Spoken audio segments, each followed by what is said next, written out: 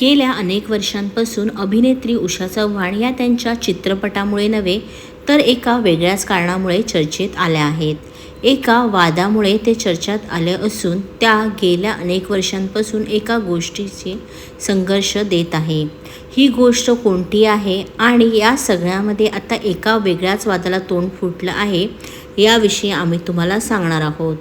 गेल्या अनेक वर्षांपासून उषा चव्हाण या एका जागेसंदर्भात वाद सुरू आहेत. पुण्यातील धनकवडी येथील त्यांची ही जमीन असून या जमिनीसंदर्भात कोर्टात केस चालू होती. या कोर्टातील केसमध्ये त्यांच्या बाजूने निकाल दिला असतानाही आता पुणे महानगरपालिकेने या जागेवरील 1/3 TDR Ganga Goyal India private limited या बिल्डरला देण्यात यावा अशी नोटीस उषा चव्हाण यांना पाठवली आहे.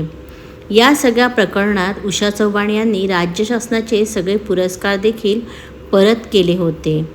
हा प्रकरण अधिक वाढत आहे असं वाटत असताना उपमुख्यमंत्री एकनाथ शिंदे यांनी उषा चव्हाण यांची भेट घेतली होती आणि त्यांना मदतीचे आश्वासन देखील दिले होते. मात्र आता या प्रकरणात पुणे महानगरपालिका हस्तक्षेप करत असल्याने उषा चव्हाण आणि त्यांच्या कुटुंबियांना नाहक त्रास सहन करावा लागत आहे. महाराष्ट्रात राहून एका मराठी माणसाला त्रास दिला जात आहे, त्याला न्याय मिळत नाही, पण परप्रांतीयाला न्याय मिळत आहे अशी तक्रार त्यांनी मांडली आहे आणि या जमिनीच्या वादासंदर्भात लवकरात लवकर न्याय मिळावा अशी मागणी त्यांनी गेल्या काही दिवसांपूर्वी सोशल मीडियाद्वारे केली होती. पण आता हा वाद सगत असताना एक वेगळाच वाद सुरू झाला आहे. सुरेंद्र कडू या माणसाने उषा चव्हाण यांच्यावर गंभीर आरोप केले आहे.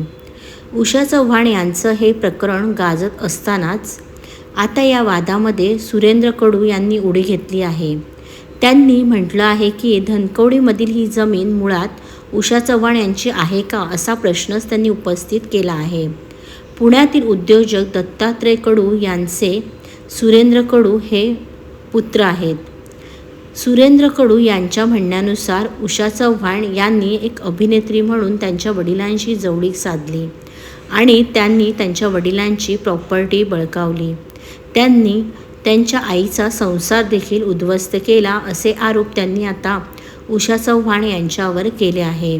उषा चव्हाण यांनी माझ्या वडिलांशी कधीही लग्न केलेले नाही असंही त्यांचं म्हणणं आहे.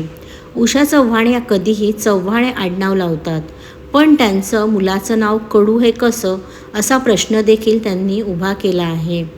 उषा चव्हाण यांनी माझ्या वडिलांशी लग्न केल्याचा कोणताही पुरावा त्यांच्याकडे नाहीत. त्यांनी कागदपत्र सादर करावेत असं देखील त्यांनी म्हटलं आहे.